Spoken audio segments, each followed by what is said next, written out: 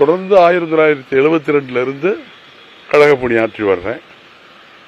தொடர்ந்து பணியாற்றி வந்த காலத்தில் புரட்சித் தலைவர் எம்ஜிஆர் அவருடைய மறைவிற்கு பிறகு புரட்சித் தலைவி அம்மா அவருடைய தலைமையேற்று கழக பணியாற்றி வந்தேன்.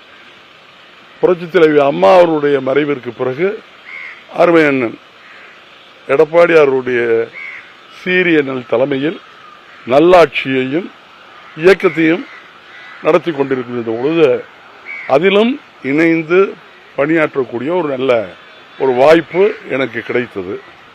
இந்த நிலையில் நடுவில் ஒரு 4.5 ஆண்டு காலம் இந்த இயக்கத்தை விட்டு பிரிந்திருக்க வேண்டிய துர்பாக்கிய நிலை எனக்கு ஏற்பட்டது.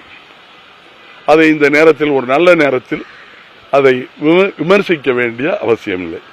ஆகவே மனம் வருந்தி திருந்தி மீண்டும் தாய் கழகத்தில் என்னை இணைத்து கொள்ள அருமை அண்ணன் கழகத்தினுடைய பொதுச் செயலாளர் எடப்பாடியார் அவருடைய சீரிய தலைமையில் இணைந்து கழக பணி ஆற்றிட வேண்டும் என்கின்ற ஆவலோடு இன்றைய தினம் இங்கே வருகை புரிந்திருக்கிறது.